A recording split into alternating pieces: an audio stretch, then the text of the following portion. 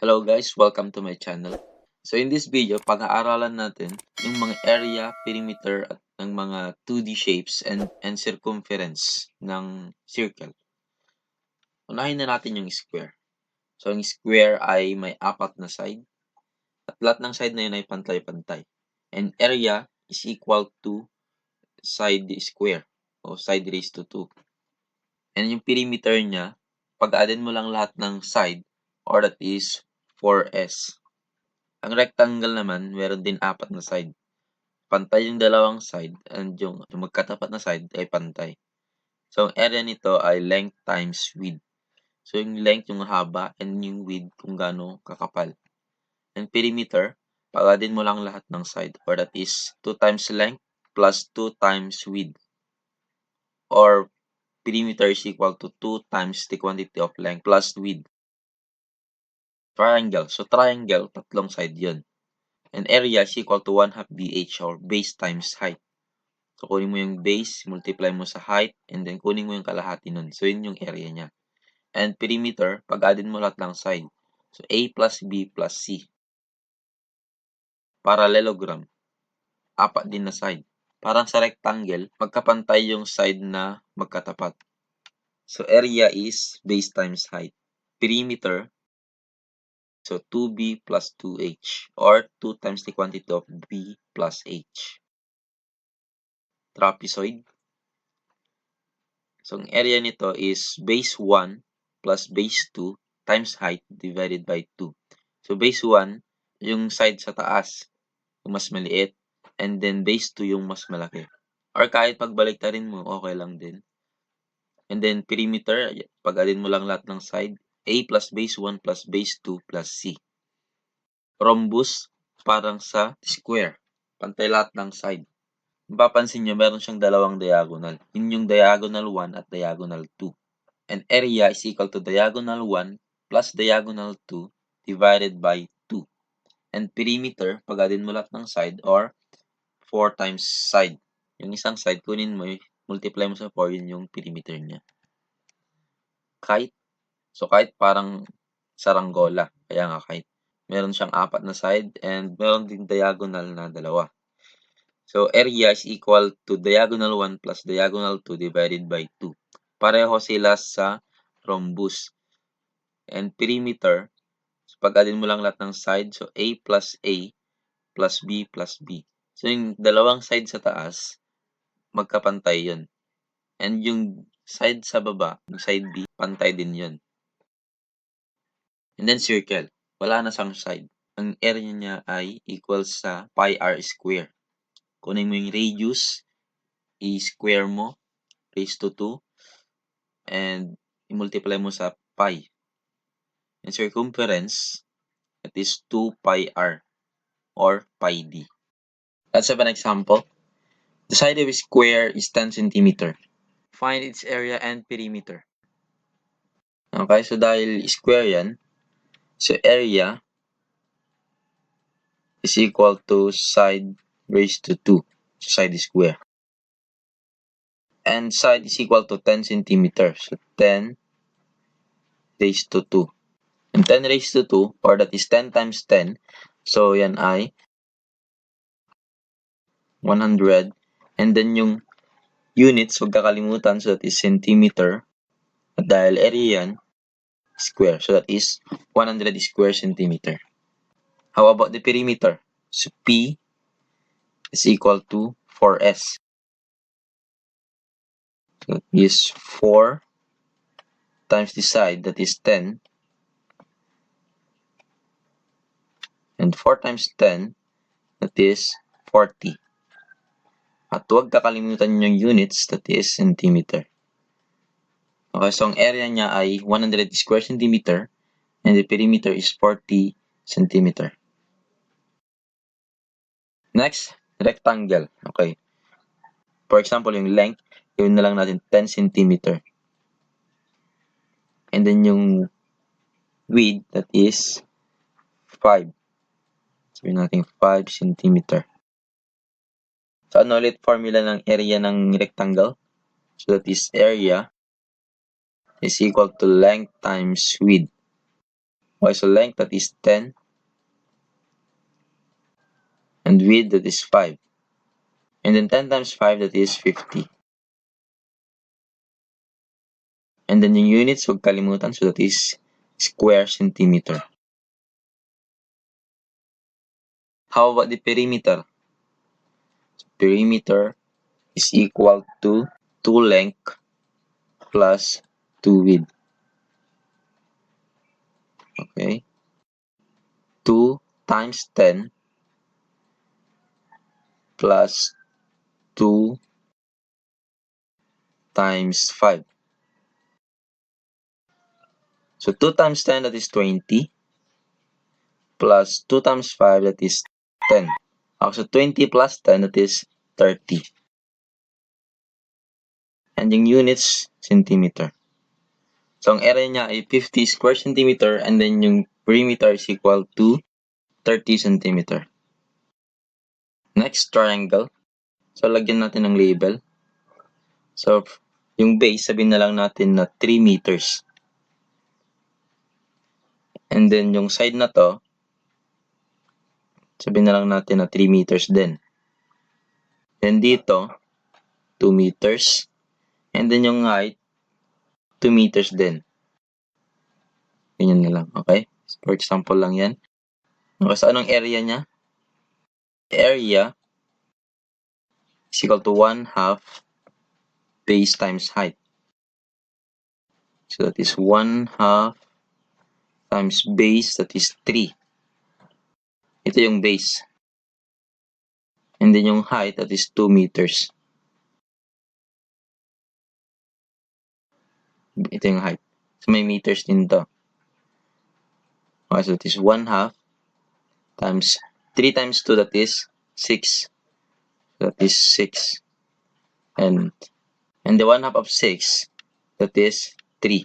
And yung units, huwag kakalimutan, meters, square mo. So that is 3 square meters. And how about the perimeter? So perimeter is equal to A plus B plus C. Okay, so kahit ano na yung A dyan o B or C, basta pag-addin mo lang lahat ng side. So that is 3 plus 3 plus 2. 3 plus 3, that is 6. 6 plus 2, that is 8. So the perimeter is 8 meters. Next, parallelogram.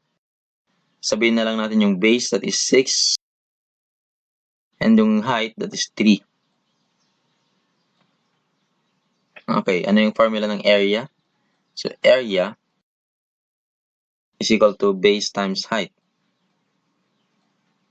Okay, so base, that is 6 times height, that is 3. And 6 times 3, that is 18.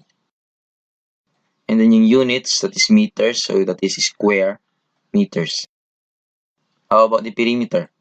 So perimeter is equal to 2b, 2 base plus 2 height. So 2 times the base, that is 6, plus 2 times the height, that is 2 times 3. And 2 times 6, that is 12, plus 2 times 3, 6. And then 12 plus 6, that is 18. So the perimeter is 18 meters. Next, trapezoid. Okay, so let's say na yung base is 8 centimeter. And then yung height niya is 3 centimeter. And then yung base sa taas, sabihin na lang natin na 4 centimeter.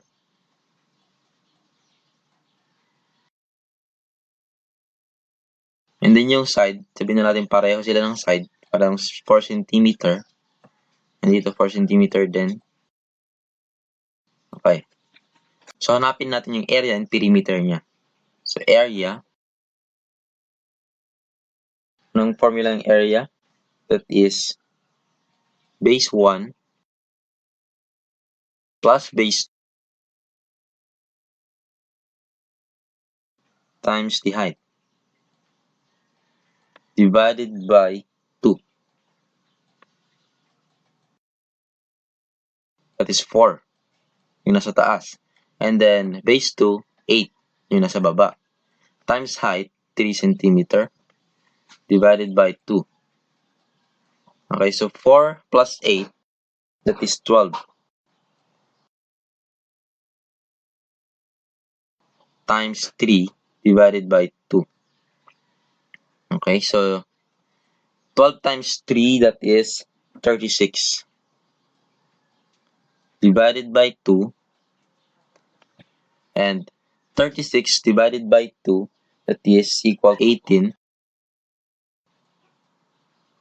So the area is equal to 18 square centimeter. How about the perimeter? So lagyan na lang natin sa taas. So perimeter is equal to, pagadin natin lahat ng side. So 8 plus 4 plus 4 plus 4. And 8 plus 4 plus 4 plus 4, that is equal to 23. So that is 23 centimeter. So ang perimeter niya is 23 centimeter and the area is 18 square centimeter. Next, rhombus. Sabihin na lang natin na 7 centimeter. Okay, then itong isang diagonal, let's say na 10. And then yung another diagonal, sabihin na lang natin na 8 centimeter. Okay, so hanapin natin yung value ng area and the perimeter. So anong formula ng area niya? So area is equal D1 plus D2 or diagonal 1 plus diagonal 2 divided by 2. Okay, so ano yung diagonal 1? So kahit alin dyan, so 8 plus 10 divided by 2. And 8 plus 10, that is 18 divided by 2. And 18 divided by 2, that is 9. That is 9. And yung unit is centimeter, lalagyan mo ng square, so it's 9 square centimeter. Next, yung perimeter. So perimeter is equal to 4 times the side. So that is 4 times 7. And 4 times 7, that is 28. And in unit, centimeter. Next, yung kite. Sabihin na lang natin tong side sa baba, that is 7 centimeter. Yung side sa taas, 5 centimeter. Kasi itong diagonal, yung vertical, sabihin na lang natin na 9.5. And then yung horizontal, 7.5. Okay, so anong area niya? So area, pareho ng rhombus, D1 plus D2 divided by 2. Okay, so diagonal 1, katalin na dyan. So 9.5 plus 7.5 divided by 2. So 9.5 plus 7.5, that is 17 divided by 2. And 17 divided by 2, that is 8.5. So ang area niya is 8.5 square centimeter. How about the perimeter? Perimeter is equal to 2a plus 2b. 2a plus 2b. Okay, so 2 times the first side, that is 5, plus 2, second side, 7. So 2 times 5, that is 10, plus 2 times 7, 14. And 10 plus 14, that is 24. And yung unit, centimeter. So the perimeter is 24 centimeter. And the area is 8.5 square centimeter. Next, circle. Okay, so sabihin natin yung radius ng circle na to is 8 centimeter. So hanapin natin yung area niya and yung perimeter. Hanapin natin yung area. So ano ulit yung formula for area? That is pi r square. Sabihin natin that is pi and 8. Yung radius niya is 8. So it is 8 raised to 2. So that is 8 raised to 2, that is 64. So that is 64 pi. And yung units niya, centimeter, that is square centimeter. So pwedeng yun na yung sagot. 64 pi square centimeter. Pero kung gusto mong i-multiply pa yan sa pi, so pi is equal to 3.14. Or kapag gagamitin mo yung calculator, multiply mo lang sa pi, and that is 200.96, convert na natin, square centimeter. And then perimeter. Ano ulit formula ng perimeter? That is 2 pi r. That is 2 pi times r is 8, yung radius. And 2 times 8, that is 16. And then yung pi, that is 16 pi square centimeter. And gaya kanina, so pwedeng yan na yung sagot. And 16 times pi, that is 50.26.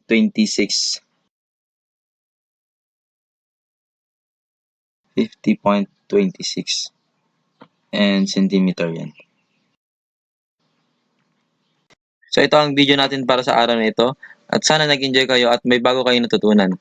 At huwag kakalimutang mag-like, mag-share, at mag-subscribe at pinutin na rin ang notification bell para updated kayo sa mga bagong video.